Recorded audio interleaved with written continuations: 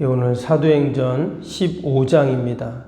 오늘 15장은 2000년 교회사 가운데 최초로 기독교 종교회의가 있었던 바로 예루살렘 공회가 모이는 장면을 소개합니다. 우리가 앞에 보면 이 사내들인 공회가 나오거든요. 그래서 이 예루살렘 공회와 사내들인 공회 좀 헷갈릴 수가 있는데 전혀 다른 그런 모임입니다. 사내들인 공회는 그냥 유대인들을 대표하는 그러한 공회고요. 지금 이 예루살렘 공회는 예루살렘 교회의 그런 회의, 모임을 이제 말하는 거죠. 그런데 이 예루살렘 공회가 오늘 이 15장에 나오는 이 사도행전에서 아주 중요한 전환점을 맞이하는 이제 그런 회의가 됩니다. 그래서 이 사도행전을 전반부, 후반부 이렇게 딱 나눌 때 그 기준이 뭐냐? 바로 오늘 이 사도행전 15장이 됩니다. 그러니까 단순히 사람들, 지도자들이 모여서 행정적인 회의를 한 것을 넘어서 기독교가 유대교의 한 분파가 아니라 소위 말해서 아주 보편적인 종교가 되는 아주 중요한 그런 회의라고 할 수가 있습니다. 우리가 앞에서 1장에서 12장까지 이제 베드로가 예루살렘을 중심으로 그 유대 중심으로 선교 활동을 했던 그 내용들이 나왔죠. 그리고 이제 13장부터 바울의 1차 전도 여행이 나온다 그랬는데 13장, 14장이 이제 1차 전도 여행입니다. 우리 지난번에 그 지도 보여드렸죠. 그리고 이제 오늘 15장에서 예루살렘 공회가 딱 모여서 이방인 선교에 대한 이제 회의와 결정을 하게 됩니다. 그리고 나서 이제 16장부터 마지막 장까지가 뭐예요? 이제 바울을 중심으로 이제 소아시아와 유럽에 더 나가서 로마까지 이방인 선교가 본격적으로 이루어지는 내용이 이렇게 나옵니다. 그래서 이 15장 전이 이제 전반부, 그리고 16장부터 후반부 이렇게 이제 나누게 돼요. 그럼 이 예루살렘 공회가 왜 모였고 과연 어떤 결정을 했는가? 이 바울과 바나바가 13장, 14장에서 당시 이제 소아시아 지역, 우리 성경에서는 것이 이제 갈라디아 지역이라고 나옵니다. 갈라디아서를 보냈던 그 지역에 막 여기저기 다니면서 복음을 전했죠. 그리고 나서 그들이 다시 이제 안디옥에 와서 이제 보고를 하게 되는데 한 가지 문제가 생깁니다. 어떤 문제가 생겼냐면 오늘 1절, 2절 한번 볼까요? 1절, 2절 보시면 시작이 되죠. 어떤 사람들이 유대로부터 내려와서 형제들을 가르치되 너희가 모세의 법대로 할례를 받지 아니하면 능히 구원을 받지 못하리라 하니 바울 및 바나바와 그들 사이에 적지 않은 다툼과 변론이 일어난지라. 형제들이 이 문제에 대하여 바울과 바나바와 및 그 중에 몇 사람을 예루살렘에 있는 사도와 장로들에게 보내기로 작정하니라. 바울과 바나바가 전도 열심히 하고 이제 와서 안디옥 교회로 다시 돌아와서 이제 보고를 하는데 지금 여기 보니까 어떤 사람들이 유대로부터 지금 왔다고 했어요. 이 사람들은 어떤 사람들이냐면 율법주의 전통 가운데 오랫동안 있다가 예수님 믿은 기독교인들입니다. 이 사람들이 와서 뭐라 그랬다고요? 모세의 법대로 할례 받지 않으면 구원받지 못한다. 이런 얘기를 딱 한 거예요. 왜 갑자기 이런 말을 했을까요? 우리가 생각하기에는 예수님 믿으면 다 구원받는 거지 뭐 굳이 율법을 행하고 심지어 할례까지 해야 되냐. 그 유대교가 그런 거지. 이렇게 우리는 생각을 할 수가 있는데 오늘 말씀 보면 그 문제를 가지고 어떻게 했어요? 오랫동안 회의를 합니다. 그리고 막 다툼도 일어나고 논쟁도 막 일어났어요. 그리고 이제 결정을 하게 되거든요. 이제 그만큼 당시 이것이 중요한 안건이었다는 것을 알 수가 있죠. 여러분, 우리가 조금만 뭐 새로운 거 해도 어때요? 불편하잖아요. 그렇죠? 익숙하지 않기 때문에. 근데 지난 몇천 년 동안 그들이 지켜오고 행하고 이게 정말 이래야 구원받고 천국 가고 하나님 자녀 된다라고 생각했던 것을 안 해도 돼. 여러분 갑자기 그런 말이 이해가 됩니까? 납득될 수가 없는 거죠. 그 지금 우리가 충분히 지금 유대에서 온 사람들의 이야기를 충분히 우리가 이해할 수가 있어요. 그들 입장에서는 이거 아니라는 거잖아요. 근데 지금 바울과 바나바가 어떻게 그들과 다툼을 일으켰습니다. 우리가 이 말씀을 보면서 때때로 교회에서도 그럴 때가 있잖아요.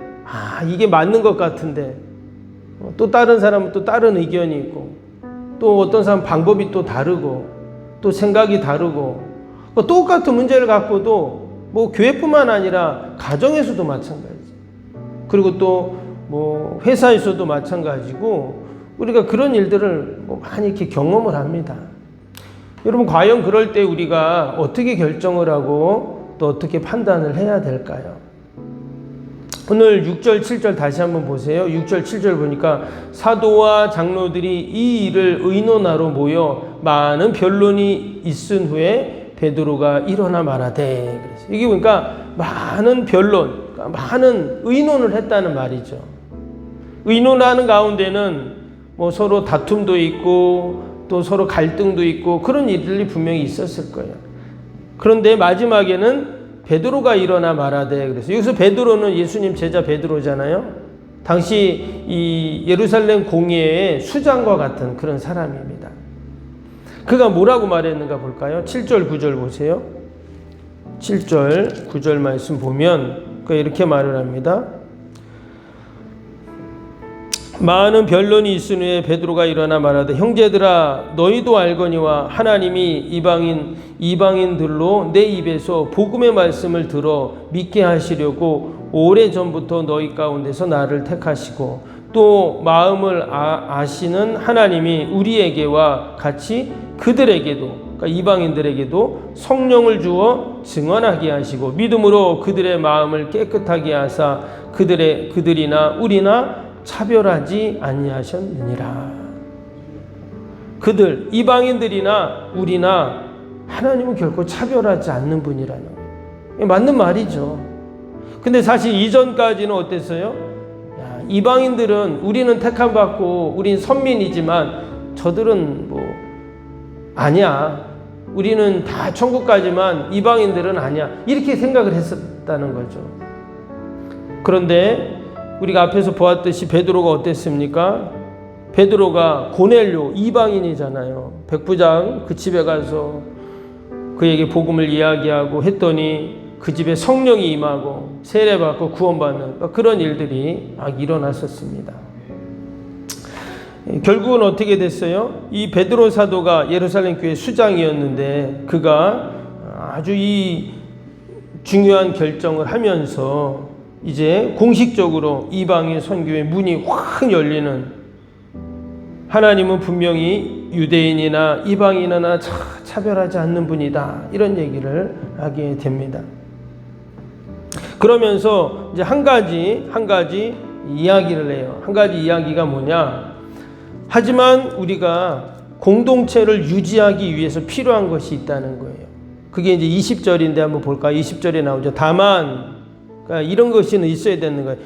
우상의 더러운 것, 음행과 목매어 죽인 것과 피를 멀리하라고 편지하는 것이 옳으니 그랬어요.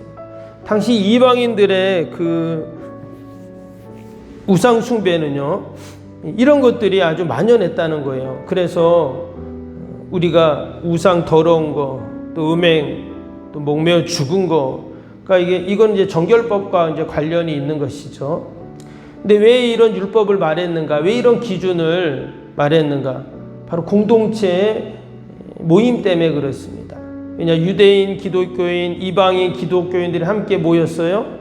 그러면 당시에 그 기독교 모임은 뭐냐면요, 예배를 드리고 나면 애찬을 합니다.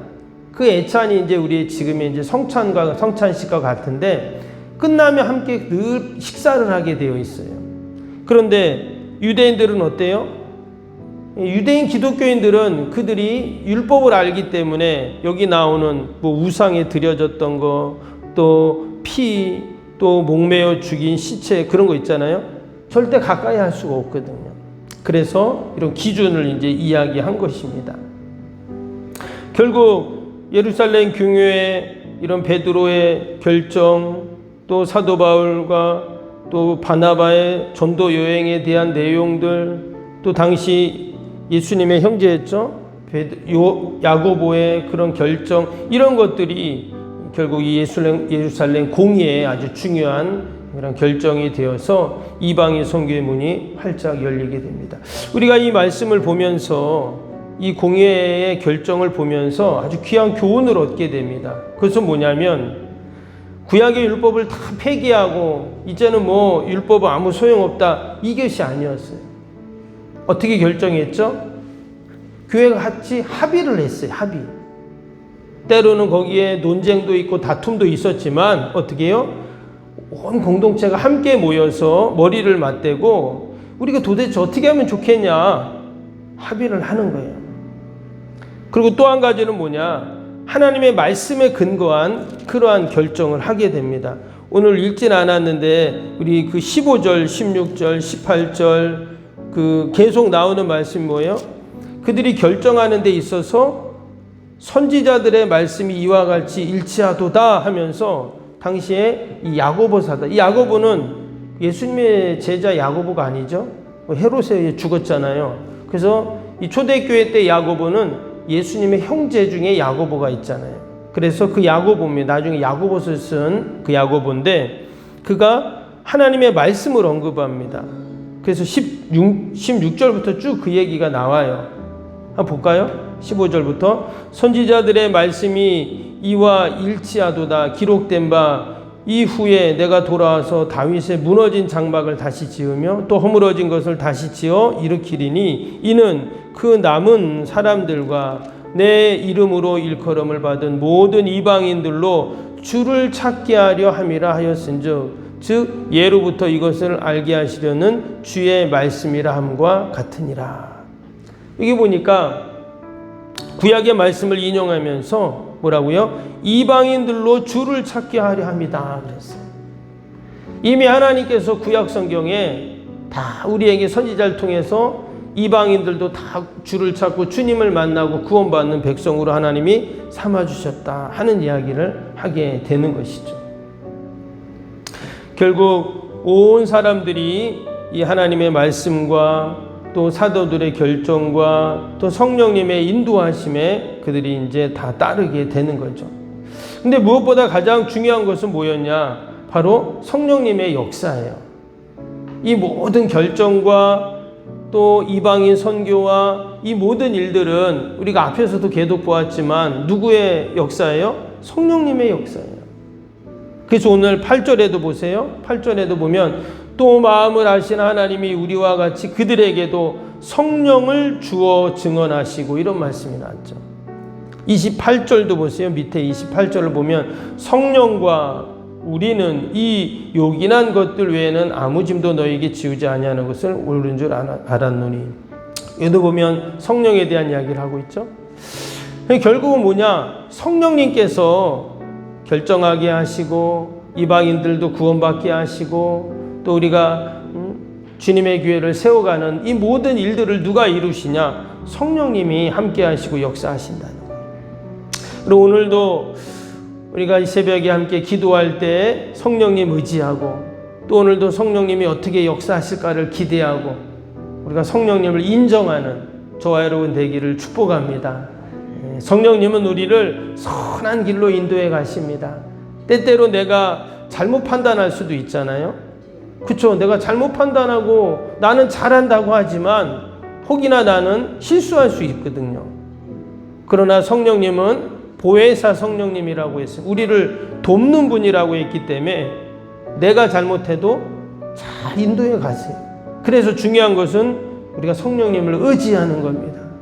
성령님, 오늘도 우리를 지켜주시고 도와주시고 선하게 인도해 주세요. 성령님은 100% 오르신 분인 줄 믿습니다. 우리가 이렇게 기도하고 오늘도 성령님의 은혜를 경험하는 귀한 복된 하루 되시기를 주님의 이름으로 축복합니다.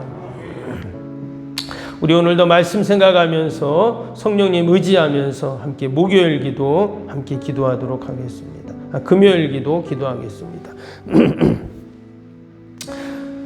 새 성전 건축을 통해 주님의 지상명령을 수행하게 하옵소서. 아멘. 복음의 능력으로 사람을 살리고 세우는 거룩한 공동체로 쓰임받게 하옵소서. 아멘. 선교, 구제, 봉사, 섬김이 새로운 공간을 통해 역동적으로 펼쳐지게 하옵소서. 아멘. 사도행전을 꿈꾸고 이루는 위대한 교회로 세워지고 쓰임받게 하옵소서. 아멘. 성도들의 간절한 기도와 눈물의 헌신으로 든든히 서가는 교회가 되게 하옵소서. 아멘. 주일을 온전히 성수하며 온전한 11조와 헌금을 드리는 성도가 되게 하옵소서. 아멘. 주님의 모든 일꾼들이 성령과 지혜와 믿음과 은혜가 충만하게 하옵소서. 아멘. 온 성도들의 마음과 생각이 하나 되어 건축 과정에 큰 힘이 되게 하옵소서. 아멘. 온 성도들이 교회에 대한 사랑과 긍지로 새 성전의 건축을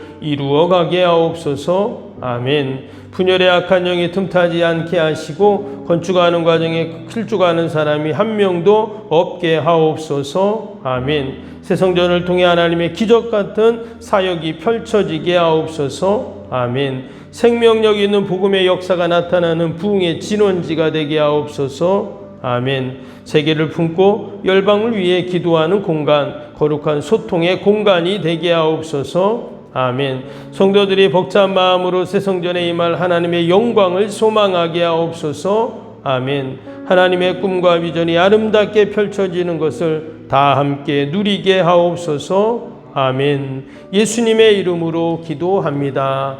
아멘.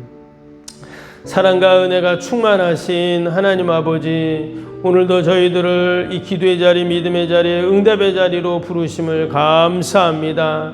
오늘도 우리가 성령님 의지하고 성령님의 인도하심, 도우심을 받게 하여 주옵소서. 늘 성령님은 오르신 줄로 믿습니다. 우리는 부족하고 연약하고 때로 실수하지만 그러나 성령님은 우리를 위하여 말할 수 없는 탄식으로 친히 간구하신다 하셨사오니 늘 성령님 의지하게 하여 주옵소서. 하나님, 오늘도 우리가 나라 민족과 교회와 이웃과 살아가는 자녀들 다 올려드립니다. 우리의 기도를 다 들어주시고 하나님 선하게 인도하여 주옵소서. 전쟁으로 고통당하는 수많은 이들을 불쌍히 여겨주시고 아버지 하루속히 이 전쟁이 다 아버지 멈추게 하여 주시고 우리 하나님 중지하여 주시고 아버지 진정한 평화만이 이 땅에 있게 하여 주옵소서. 아버지 오늘 특별히 우리 사구역 대신방이 있습니다. 아버지 예배드리는 가정들마다 문제가 해결되게 하시고 회복되고 살아나고 아버지 하나님이 부어주시는 놀라운 은혜와 축복을 받는 귀한 예배가 되게 하여 주옵소서. 오늘도 하나님 멀리 출타 있는 우리 성도들 자녀들 아버지 어디 있든지 동일한 은혜와 복으로 함께하여 주시고 늘 시온의 대로만 나아갈 수 있도록 축복하여 주옵소서. 오늘도 기도 외에는 이런 종류가 날 수 없다 하셨사오니 함께 기도할 때 반드시 하나님 응답하여 주옵소서. 감사하며 예수님의 이름으로 기도하옵나이다. 아멘. 하늘에 계신 우리 아버지, 아버지의 이름을 거룩하게 하시며 아버지의 나라가 오게 하시며 아버지의 뜻이 하늘에서와 같이 땅에서도 이루어지게 하소서. 오늘 우리에게 일용할 양식을 주시고 우리가 우리에게 잘못한 사람을 용서하여 준 것 같이 우리 죄를 용서하여 주시고 우리를 시험에 빠지지 않게 하시고 악에서 구하소서. 나라와 권능과 영광이 영원히 아버지의 것입니다. 아멘.